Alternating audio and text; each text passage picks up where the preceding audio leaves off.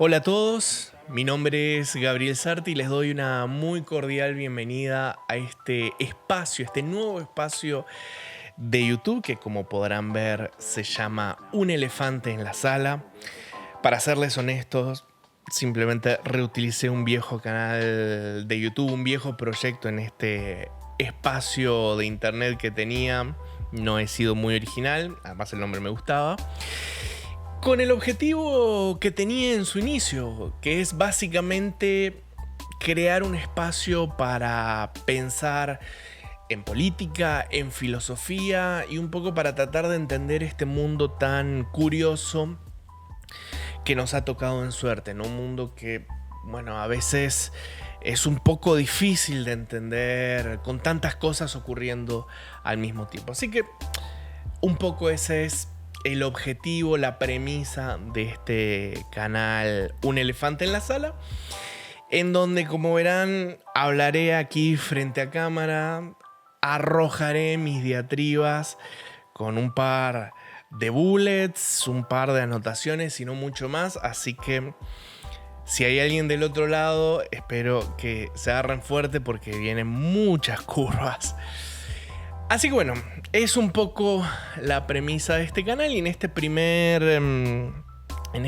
episodio, en este primer video, quería hablarles de una cosa que vengo reflexionando y que hoy voy a llevar a la columna. Yo todos los martes estoy, de paso hago el chivo, yo todos los martes estoy como columnista en el streaming de Agustín Valetti, Si Juro.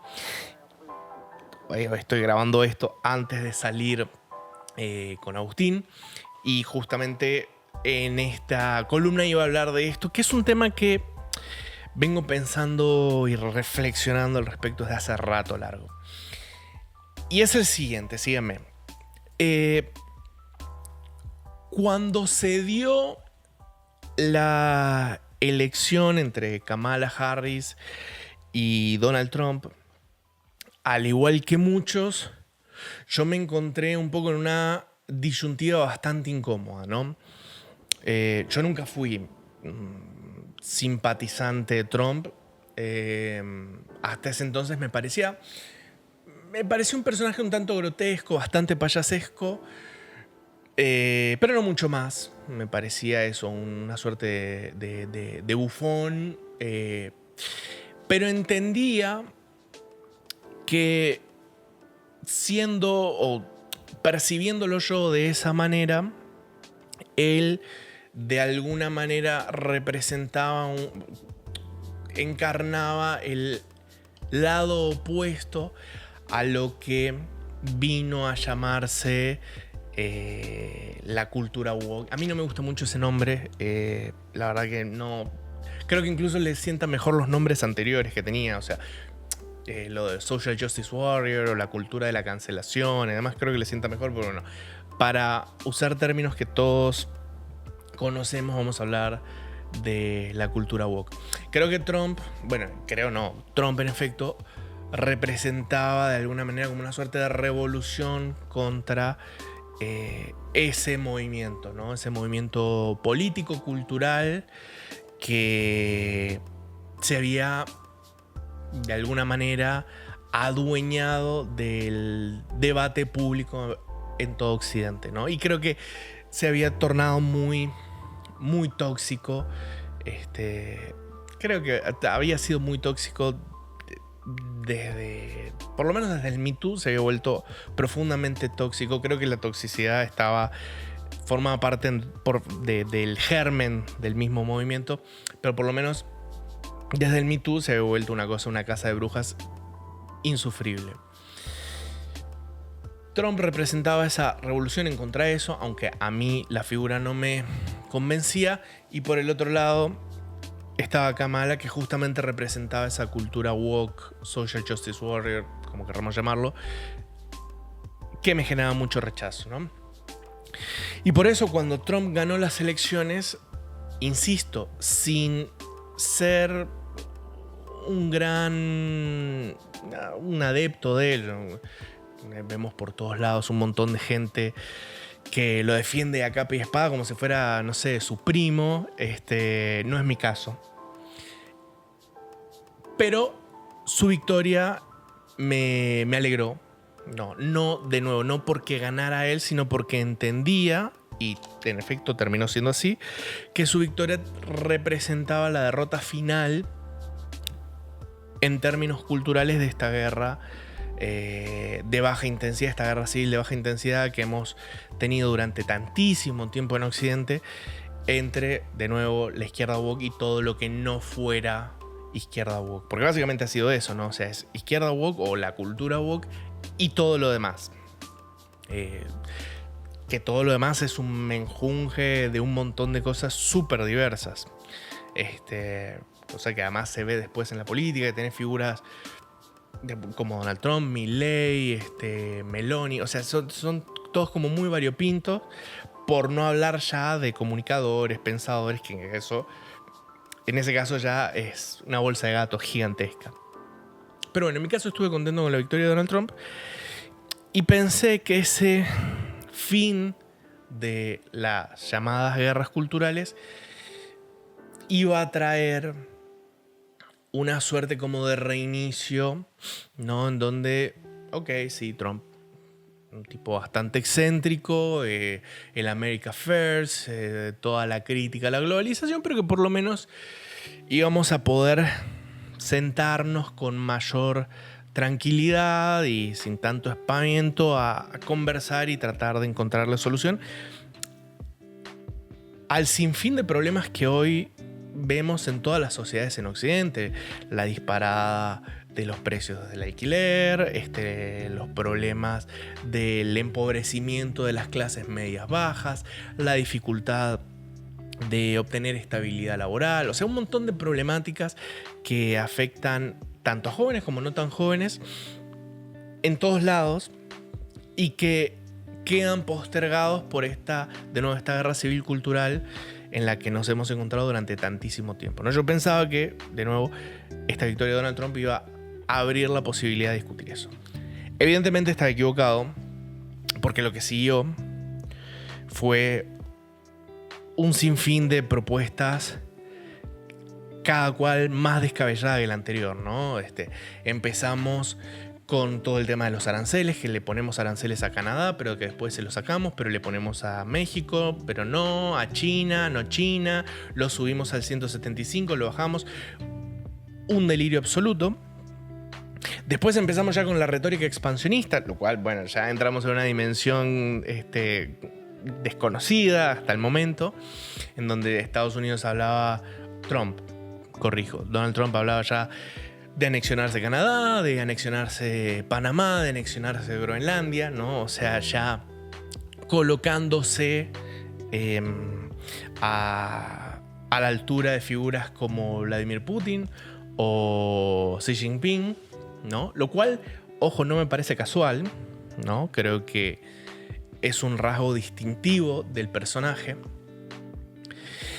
Y ya como último elemento completamente disruptivo, su relación tanto con Vladimir Putin, sí, exactamente, Zelensky y todo el tema de la guerra en Ucrania, ¿no? En donde toda la actuación de Trump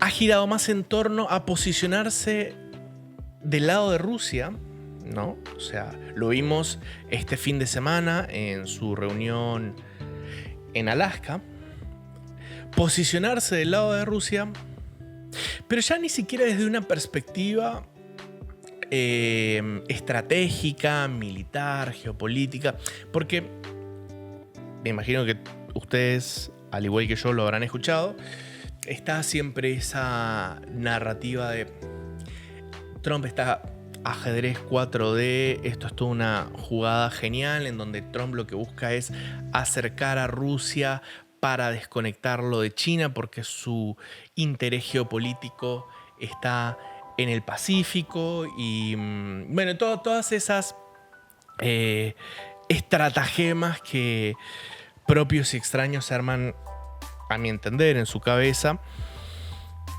pero que después no se ven constatados en la realidad y que tienen poco peso, ¿no? Porque me parece a mí, ¿no? eh, enfrentarse y enemistarse, en el caso de Estados Unidos, en el caso de Trump, con todos sus aliados europeos, ¿no?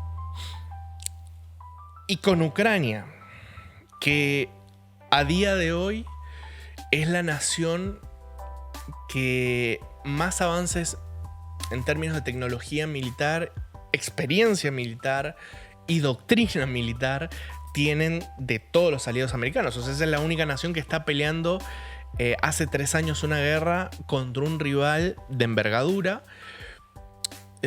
Pelearse contra esa nación que puede proveerle tecnología, conocimiento, experiencia y demás, además de pelearse, insisto, con todos sus aliados europeos que hoy están profundamente denostados en el discurso general y sale J.D. Vance diciendo no, que los países europeos no sirven de nada, pero no hay que olvidarnos que todos esos países europeos, que insisto, J.D. Vance dicen que no sirven para nada, son los mismos que fueron con Estados Unidos a combatir a los talibanes en Afganistán en el 2001. Y no todos, pero sí muchos de ellos, entre ellos España, país en el que ahora me encuentro, acompañó a Estados Unidos en su invasión de Irak. Y muchos españoles, británicos y tantos otros dejaron su vida en Irak, en Afganistán. Con lo cual creo que son aliados que han demostrado fiabilidad. Y que Trump sacrifique todo eso bajo la esperanza, la lejana esperanza de que el día de mañana, llegado el caso de que existiera un conflicto directo entre Estados Unidos y China, Rusia se posicionara del lado de los americanos, con quien no tiene ninguna conexión ni cultural, ni económica, ni política, ni nada, con China sí, me parece que es una cosa lejanísima. Por eso, en ese sentido, leer a Trump en este segundo mandato, en este segundo Trump, a mí me ha resultado ciertamente muy complicado. Todo me ha parecido un despropósito gigantesco. Nada, a mi entender, tenía razón de ser. Veía sus acciones, sus comportamientos, sus decisiones y, insisto, siempre estarán los que dicen que Trump es el puto amo, es un genio jugando ajedrez 4D y todos nosotros somos unos imbéciles que no la vemos. Pero ciertamente en mi caso es que nada parece indicarme tener sentido. Y yo sé que del otro lado muchos dicen, no, es que Trump está loco. Trump no está loco. O sea, yo acá en el barrio en el que vivo hay un tipo que sí está loco y que sale sin pantalones abrazando una maceta y cada tanto se lo tiene que llevar la policía. O sea, Trump no está en esa instancia. Trump evidentemente tiene cosas muy raras, pero no está loco en el sentido de ser una persona completamente disociada de la realidad, como si lo está, insisto, este vecino que sale camiseta, nada abajo y abrazando una planta. No. Con lo cual le vengo dando muchas vueltas a este asunto, ¿no? O sea, ¿por qué Trump actúa así? ¿Por qué este fin de semana, de nuevo, habiendo tenido esta reunión entre Trump y Putin, ¿no? Para hablar de la paz, que hay que llegar a la paz a como de lugar, porque la paz, de repente a Trump le importa la paz de una manera que ni a Gandhi, ni a la madre Teresa de Calcuta. O sea, es una cosa nunca antes vista. Bueno, pero está obsesionado con eso. ¿Por qué cuando se reúne con Putin, quien a priori debería ser, si no un enemigo, cuantimenos un adversario, de primera categoría? ¿Por qué ese adversario de primera categoría le pone la alfombra roja, lo recibe con máximos honores, y en esa reunión en donde uno podría pensar, evidentemente de forma equivocada, que presionaría, insisto, a su rival para ceder terreno en una guerra que afecta a sus aliados? Supongamos que Ucrania no es aliado de Estados Unidos. Ok, perfecto, pero Europa sí. El resto de Europa, los países de la OTAN sí lo son. Y esos países están muy movilizados con la causa de Ucrania. Uno asumiría, desde una perspectiva estratégica, política, geopolítica, que Trump presionaría a Rusia, por lo menos para empujarla en dirección de los intereses de sus aliados que, llegado el caso de haber un conflicto con China, saldrían a apoyarlo. Pues no. No solo lo recibe con máximos honores, sino que se pliega a todas las premisas que propone el Kremlin. Por ejemplo, no hablar de un alto al fuego, sino ir directamente a un acuerdo de paz, cosa que va en detrimento de los intereses territoriales de Ucrania. Obviamente ataca verbalmente a Zelensky en el proceso. Y se echa para atrás con las sanciones que había dicho de que en caso de no llegar a ningún acuerdo, plum, le pondría los famosos aranceles del 100% al petróleo ruso y otro 100% a todas las naciones que le compraran petróleo a Rusia, etcétera, etcétera. O sea que en esta conferencia, en esta reunión, en este meeting que tuvimos este fin de semana en Alaska, entre Donald Trump y Putin, en donde supuestamente iban a hablar de un alto al fuego en Rusia, en donde supuestamente iba a decir Putin, pero no, en donde Trump iba a marcarle la cancha a Putin, lo que termina ocurriendo es todo lo contrario. No solo se lo recibe con honores al dictador ruso, sino que, bueno, básicamente lo que vemos es una bajada de pantalones entusiasta por parte de Trump. O sea, Trump capitula en todos sus objetivos y se pliega a la narrativa de Rusia, pero encima con entusiasmo. Porque ni sus aliados ni Estados Unidos sacan nada de eso. Con lo cual vuelvo al punto original. ¿Por qué Trump actúa como actúa? ¿Por qué es un personaje cuyas decisiones, que las hace además de manera tan efervescente, no parecen responder a ninguna lógica, insisto, ni política, ni militar, ni geopolítica, ni nada? En ese sentido, y preparando la columna de la cual voy a hablar hoy en el programa, en el streaming de Agustín de Sijuro, insisto, véanlo, 4 de la tarde, no, arranca a las 3 de la tarde horario Argentina, véanlo porque está muy bueno.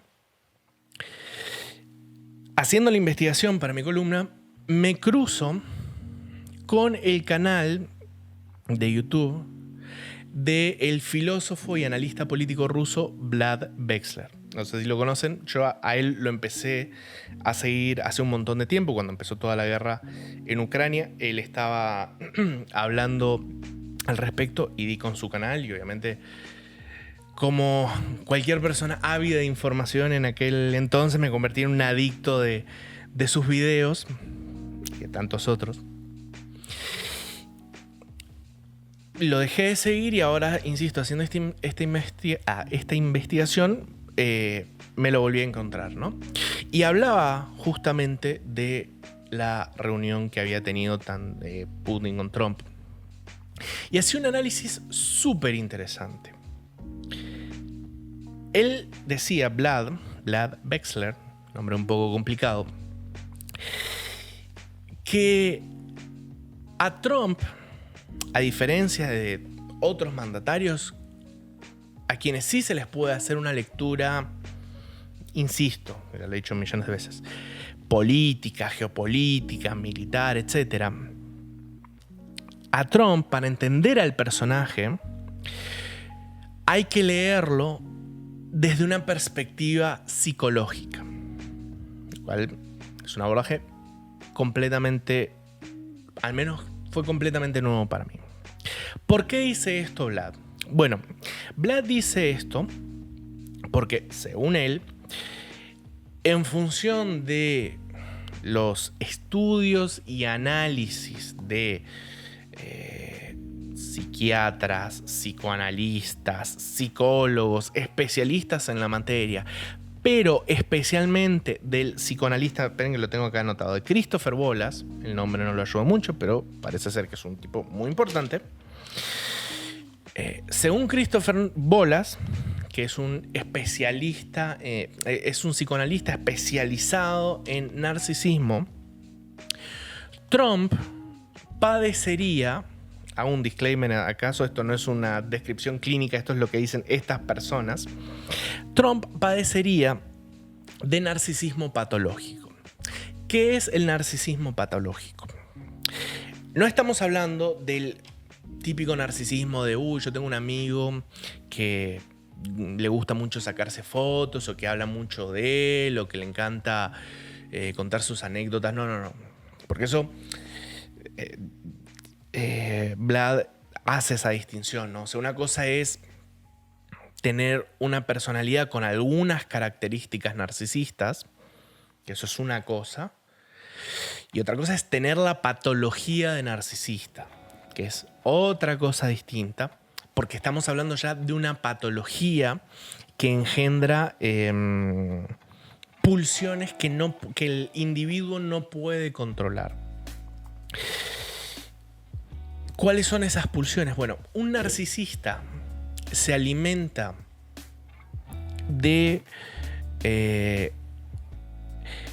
reconocimiento externo. O sea, lo que busca constantemente el narcisista es ser reconocido y sentirse poderoso frente a los demás. ¿Por qué? Porque supuestamente, según lo que dicen los especialistas, el narcisista internamente se siente una persona reducida, pequeña, débil, y entonces necesita ese reconocimiento de afuera para él asegurarse psicológicamente, ¿no? Sentirse esa persona fuerte que quisiera ser, pero por dentro no se siente así, ¿no?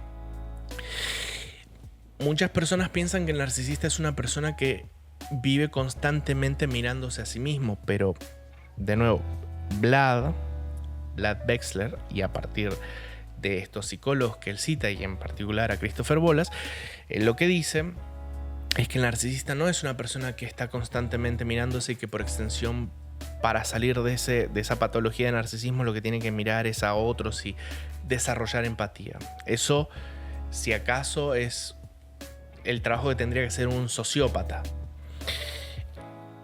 En el caso del narcisista, el problema es que el narcisista se construye un mundo de fantasías interno que empieza a despegarse del mundo real. Y lo que necesita el narcisista entonces es volver a conectar con su yo interno real y con el mundo exterior real, ¿no? Ese es como el gran problema. El narcisista se desconecta y construye mundos idealizados en su interior, ¿no? Pero ¿cuáles son esas pulsiones que necesita ese narcisista, ¿no? De nuevo, volviendo a lo que dice Vlad, el narcisista necesita ese reconocimiento y o sentirse poderoso. Y hay como dos grandes formas para conseguir esto. Una de las formas, uno de los mecanismos para obtener este suministro, llamémoslo, de reconocimiento o narcisismo que reafirman su figura, es a través de un suministro positivo. ¿A qué nos referimos con esto? Concretamente cuando, por ejemplo, pensamos en el caso de Trump, tenemos el down speech, hace un rally y la gente lo aplaude, lo celebra, lo vitorea, ¿no? Eso es un suministro narcisista positivo. El otro es un suministro negativo, o como lo llama Bola, sádico. Acá el narcisista no busca ser aplaudido ni reconocido, sino que por el contrario, y por eso se llama sádico, lo que busca es humillar, maltratar, hacer sufrir a un otro, para así él sentirse una figura omnipotente y omnipresente capaz de controlar los destinos de terceros. No es un reconocimiento en el sentido directo de uy, qué grande que sos, sino el miedo que ese narcisista inflige en terceros es una forma para él interna de validación. Y de alguna manera, dice Vlad, esto es lo que se vio en la escena entre Trump y Zelensky en la Casa Blanca cuando J.D. Vance, sabedor, dice Vlad, y tiendo a coincidir con su lectura, sabedor de esta patología, o por lo menos de esta debilidad de Trump, lo manipula para impulsarlo en esa dirección, ¿no? Porque si se fija en la escena, es J.D. Vance quien empieza acusándolo a Zelensky de no ser agradecido, e inmediatamente Trump sale a la defensiva y a maltratarlo y humillarlo en público. Vlad lo que dice es que J.D. Vance sabe que Trump tiene estas pulsiones, estos arranques, y al haber acusado a Zelensky de no haber sido agradecido, lo hacía en función de generar este impulso narcisista en Trump para que fuera y lo atacara. Esas son, digamos, a grosso modo las dos grandes formas en que los narcisistas tienen ese suministro que alimenta, insisto, su narcisismo y que sacian su impulso psicológico. Pero dice Bola que hay una tercera. Y esta es la que me parece más interesante en función, insisto, siempre de lo que dice Vlad Vexler. Y esto es el reflejo por asociación. Esta es una menos usual en los narcisistas patológicos, pero es muy interesante. ¿Cuál es, o cómo funciona, mejor dicho, el reflejo por asociación? Bueno, les pongo un ejemplo para que ustedes lo puedan ver, ¿no? Supongamos que yo juego al fútbol, ¿no? Y tengo un capitán que juega bien y que, como juega bien, participó de las inferiores de la selección en un amistoso, y en un partido de mi equipo yo hice un pase, se metió un gol y el capitán me dijo: Gabriel, muy buen pase, muy bueno, me celebró. Eso, que insisto, tenemos un capitán que juega lo suficientemente bien como para haber ido a un amistoso de las inferiores y que me reconoció a mí una jugada muy concreta en donde se dio un gol. En mi cabeza eso lo transformo, por eso digo que el narcisista es una persona que vive en un mundo de fantasías. Eso en mi cabeza idealizada, lo transformo del siguiente modo. Yo juego genial al fútbol. Yo soy un tipo que juega muy bien al fútbol. Pero no solo eso. En el equipo en el que yo juego, en donde somos todos geniales, yo sobre todo, el capitán es fabuloso, es increíble, no solo es el capitán del equipo, sino que encima es el mejor jugador de toda la liga y es uno de los mejores jugadores de las inferiores de todo el mundo. Tanto así que juega regularmente en las inferiores de nuestra selección. Todo el tiempo. Incluso el fin de semana pasado participó de un amistoso. Y él, que es buenísimo, insisto, es uno de los mejores juveniles del mundo, el otro día dijo que yo, en un pase gol que hice, dijo: Gabriel, jugás espectacular, sos genial. Esto es lo que es un ejemplo que acabo de hacer un tanto torpe, es lo que Bolas define reflejo por asociación. ¿Qué hice? Tenemos una figura que yo idealizo. En este ejemplo es el capitán del equipo. El capitán del equipo es una figura importante, juega bien y demás, pero insisto, en mi mundo de fantasía yo lo elevo, lo exacerbo de manera gigantesca para que después el reconocimiento que él me hizo, que es un reconocimiento concreto por una cuestión muy puntual, se convierta en una cosa, en una validación gigantesca.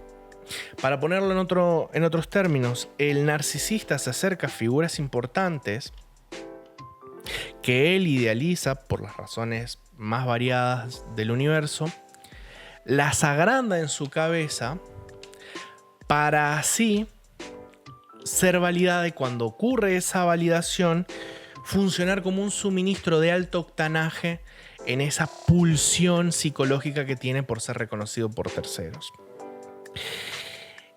Vlad Vexler dice que Trump tiene esta relación con Putin y que Putin lo sabe. Según este filósofo y analista político ruso, Trump tendría una relación de dependencia psicológica con Putin por una validación. ¿Por qué? Bueno, porque de alguna manera Putin encarna todo lo que Trump realmente quisiera hacer. ¿Cómo se vende Trump? Trump se vende como una persona triunfadora, ganadora, segura, controlada, capaz de dominar su entorno y sobre todo muy amada, idolatrada, alguien a quien no le faltan el respeto y demás. Así él se vende y probablemente así él se crea a sí mismo. Pero la realidad es que Trump no es eso.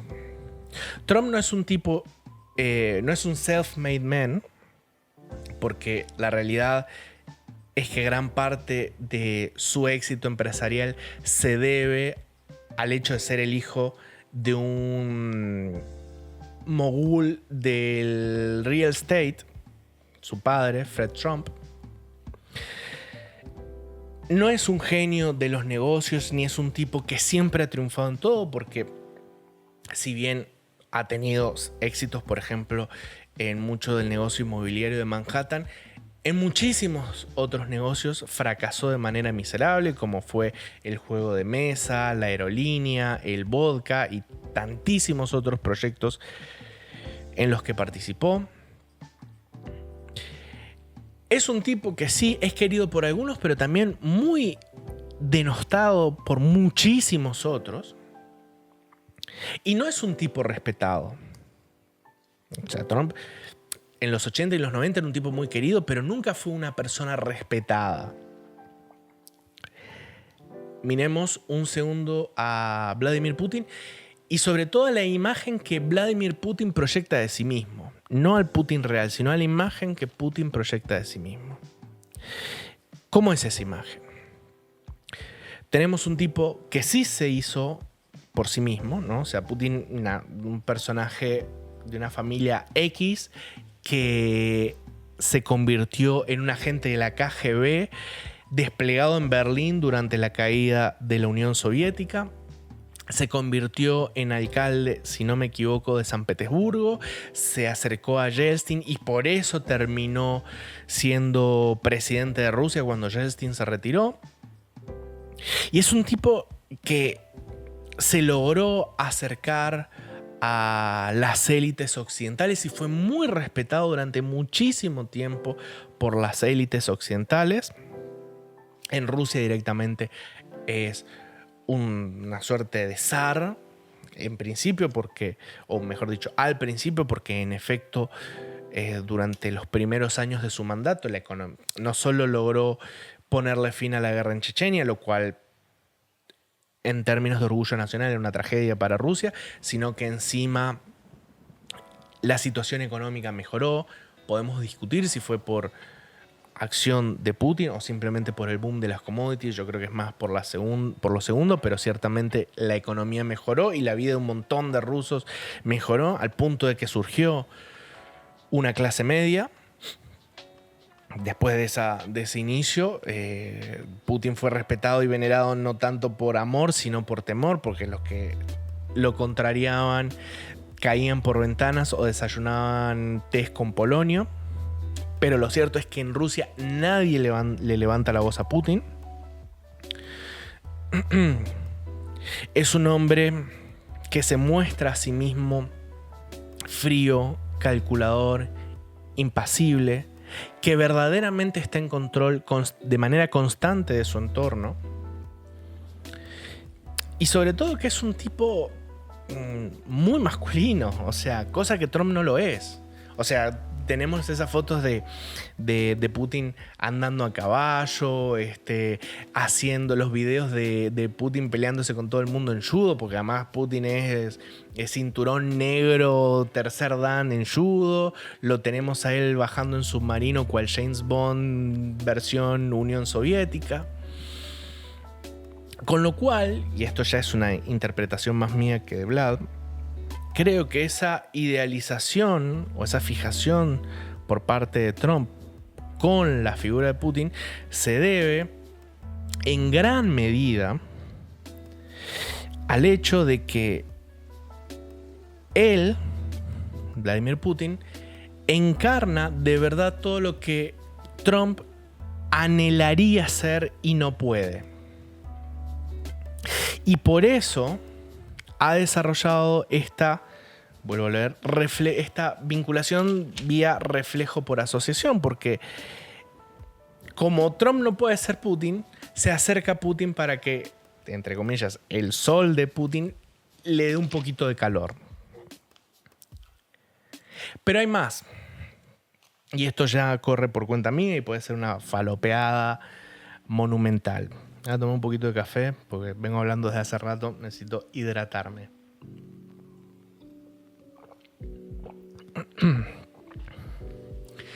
Insisto, para mí hay más. Y esto ya corre por cuenta mía. Ya no se lo achacamos al pobre Vlad, que lo hemos estrujado el día de hoy hasta decir basta. Hay una cosa muy interesante. Y es que en el año 2020, la sobrina de Trump, o sea, la hija del hermano mayor de Donald Trump, publicó un libro acerca de su familia, de la familia de su padre. El libro se titula, acá lo tengo anotado, Too Much and Never Enough, How My Family Created the Most Dangerous Man in the World. O sea, traducido al español, siempre demasiado y nunca suficiente, como mi familia, construyó al hombre más peligroso del mundo. Obviamente está hablando de Donald Trump, ¿no? Y en ese libro, la sobrina de Donald Trump, Mary Trump, quien además es psicoanalista, al igual que Bolas, Christopher Bolas. En ese libro, Mary Trump cuenta un montón de anécdotas de la familia y demás, y señala que el padre de Trump, Fred Trump, quien falleció en 1999, era un psicópata altamente funcional que abusó psicológicamente tanto de Trump como de su hermano mayor. Fred Trump se llamaba igual que el padre. Y era un hombre que solo valoraba dos cosas: la fuerza y el éxito. No sé si les suena un poquito de nuestro mandatario norteamericano. En ese libro también Mary cuenta que el hermano mayor de Trump, Fred Trump, no se sentía muy a gusto con esa imagen o ese, digamos, mandato que el padre les imponía a los dos chicos de ser brutales y siempre exitosos, y que por eso el padre humilló, maltrató y desplazó al hermano mayor de Trump, y que por eso Donald fue el heredero de todo el negocio familiar. Porque si vemos, Fred Trump nunca aparece, incluso en la biografía de Trump, la autobiografía de Trump, The Art of the Deal. Fred Trump nunca aparece en el negocio familiar. Incluso Fred Trump, el hijo, o sea, Fred Trump Jr., que es el padre de Mary Trump, terminó con una adicción al alcoholismo muy severa y falleció con 40 y pico de años, también a finales de los 90. Con lo cual podemos vislumbrar que fue en esta relación, en este vínculo con el padre, en donde, siguiendo la tesis de Vlad de que Trump sería un narcisista patológico, podríamos vislumbrar el surgimiento de esta patología, ¿no? Cómo es que quien hoy es líder de la nación más poderosa del mundo desarrolla esta pulsión tan necesaria por ser halagado, por ser reconocido y sobre todo por mostrarse fuerte y por reconocer a aquellas figuras fuertes, brutales, etc. Y no me parece casual, ya para ir cerrando, no me parece casual, digamos, si pensamos que Trump desarrolló esta, insisto, siguiendo con la tesis de Vlad Vexler, apoyado en lo que dice Christopher Wallace, ¿no? Si asumimos que Trump padece de este narcisismo patológico, ¿no? Y asumimos también que lo desarrolla como consecuencia de esta relación con un padre abusivo que lo único que reconocía era la fuerza y el éxito, ¿no? Incluso en la autobiografía de Trump, The Art of the Deal, Trump cuenta un montón de anécdotas en donde él ya desde muy joven maltrataba a compañeros, incluso un profesor de música lo agarró a golpes y le dejó un ojo morado y por eso lo mandaron a una escuela militar, en donde en esa escuela militar de nuevo se mostró y se comportó como un matón, como un bullying con todo el resto de sus compañeros. Cosa que no creo que haya sido casual, sino que asumo yo, infiero yo en función de todas las piezas que tengo a mi disposición. Creo que es probable que haya sido producto de ese padre que le decía que lo único que hay en la vida es ser fuerte y ganar a toda costa y de ser posible aplastando a todos los demás. Y un Trump niño que lo único que quería era recibir el reconocimiento de ese padre, que entre otras cosas probablemente nunca se lo haya dado. Lo que podríamos estar viendo, volviendo al presente, en estas reuniones con Putin en Alaska y cada vez que Trump sale a hablar de Putin o de Rusia como si fuera el putinejo número uno, de nuevo siguiendo la tesis de Vlad Vexler, me da la impresión, e insisto, esto es mío, pero me da la impresión de que Trump probablemente vea en Putin la sombra de su padre, lo cual es loquísimo. Pero me da la impresión, o sea, porque Putin al fin de cuentas es un tipo brutal, frío, calculador, que lo único que reconoce es el éxito. Lo mismo que su viejo. Y probablemente, muy probablemente, insisto, Trump ve en Putin el fantasma de su padre y por eso tiene esa pulsión tan grande, tan grande, que no la tiene con ningún otro líder político, de recibir ese reconocimiento. Insisto, porque lo que le pasa a Trump con Putin no le pasa con ningún otro. Y probablemente me da la impresión, partiendo de lo que dice Vlad Vexler, en función de lo que dice Christopher Wallace, me da la impresión de que Trump ve en Putin a su viejo. Insisto, tal vez es una falopeada, pero creo que Trump ve en Putin a su viejo y por eso le es tan difícil pensar en términos políticos, geopolíticos, militares, porque cada vez que se encuentra con él, cada vez que habla de él, cada vez que piensa en él, no está ni hablando de Rusia, ni hablando del Kremlin, ni hablando de Putin, ni hablando de Ucrania, ni de nada, sino es su puta relación, perdón por la palabra, con su viejo. Y creo que esa es toda la explicación central de toda la dinámica de Trump. O sea, no hay política, no hay geopolítica, no hay análisis militar, no hay, qué sé yo, esto es realismo versus idealismo,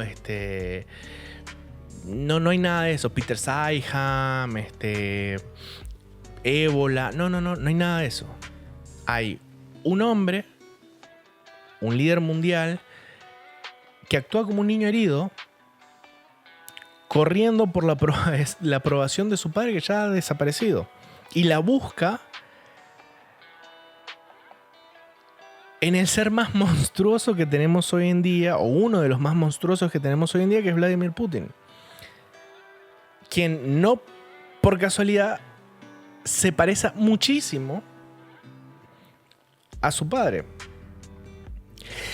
Y desde ese ángulo, y ya, insisto, para cerrar y volviendo a lo que les planteaba en un inicio, todo lo que vemos en Trump a mí me empieza a encuadrar. O sea, todas esas cosas que les comentaba al inicio de este primer y larguísimo podcast empiezan a tener sentido, porque ya no se trata de si Estados Unidos se alinea con Rusia y entonces lo aleja de China y es una estrategia de ajedrez 4D geopolítica para reestructurar el comercio mundial. No pasa por ahí. Pasa de nuevo porque Trump tiene una patología psicológica muy grave, y porque es un hombre traumado por tener un padre abusivo que lo debe haber maltratado de manera inimaginable, porque insisto, si su hermano terminó con una adicción al alcohol y falleciendo a los 40 años, yo no creo que Trump haya salido de esa casa mucho mejor, Y creo que en ese sentido lo que tenemos es eso, es un hombre enfermo.